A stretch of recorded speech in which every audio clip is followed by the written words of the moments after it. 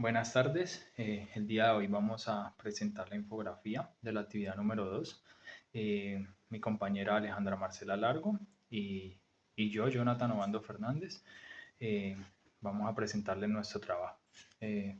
Vamos a presentar una infografía de la Ley 111 de 1996, que pues primero comienza en el capítulo 1 con un sistema presupuestal. Este capítulo contempla los artículos del 1 al 11 y resaltan estatutos importantes como el Estatuto Orgánico del Presupuesto General de la Nación.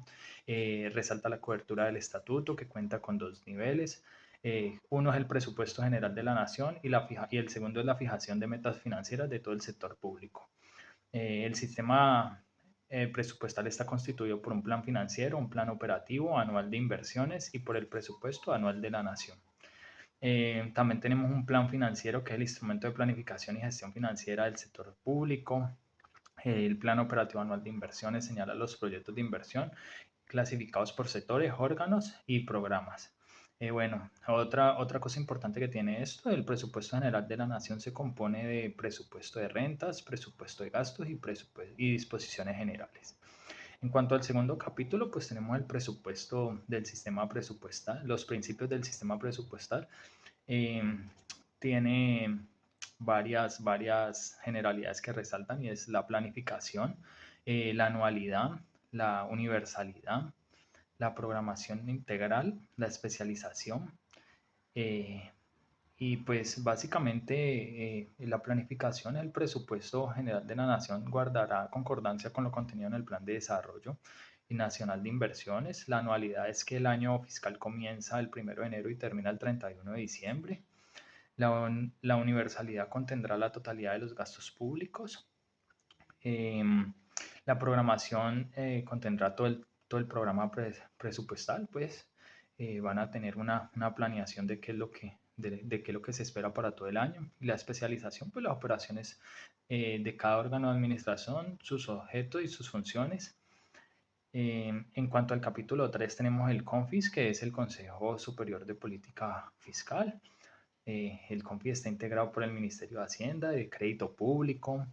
Las funciones del CONFIS son, pues, aprobar y modificar y evaluar el plan financiero del sector público, analizar y conceptuar sobre las aplicaciones fiscales del plan operativo anual, determinar las metas financieras para la elaboración del programa anual de mensualidad de la caja del sector público.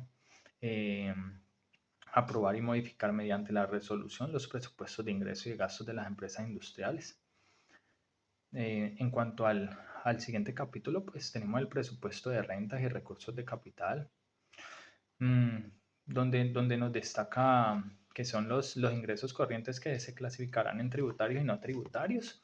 Los ingresos tributarios se clasificarán en impuestos directos e indirectos, y los ingresos no tributarios comprenderán las tasas y las multas.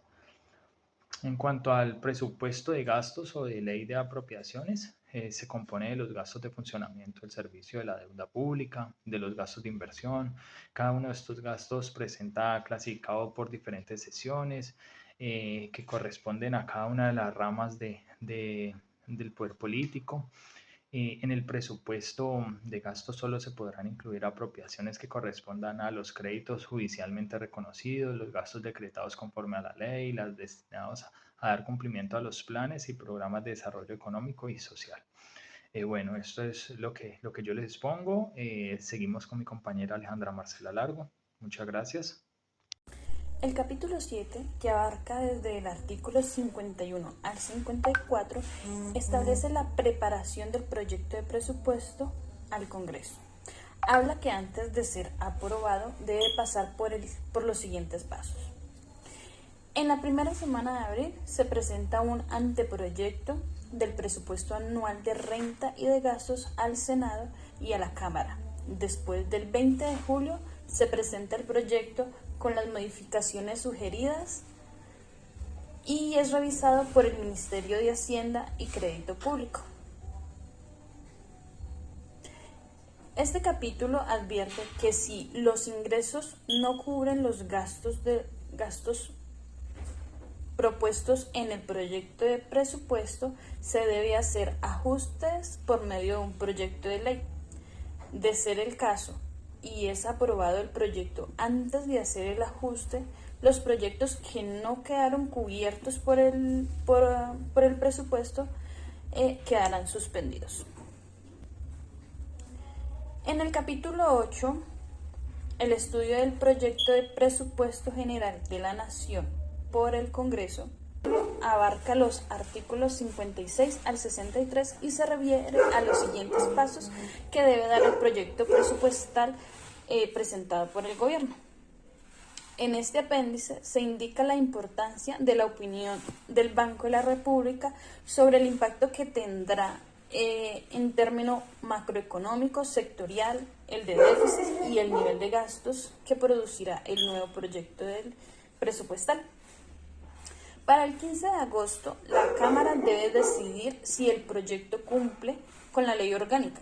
La ley orgánica consiste en que los gastos puedan ser totalmente cubiertos por este presupuesto. De no ser el caso, pues la Cámara debe sugerir hacer algunas enmiendas. Al 15 de septiembre se deben hacer las correcciones sugeridas. A más tardar el 25 de ese mismo mes se haga la aprobación por Cámara y Senado. Para tomar toda decisión se hacen mediante votación. De acuerdo a lo anterior, si no se logra tener un acuerdo antes de la medianoche del 20 de octubre, se va a aprobar el anterior proyecto que se realizó en el debate anterior. En las reuniones de Cámara y Senado se debe tener en cuenta la participación del director general de presupuesto y voceros del Ministerio de Hacienda para que las modificaciones que se sugieran por senadores y representantes tengan un mejor juicio, ya que ellos harán un asesoramiento sobre dudas que tengan acerca del presupuesto.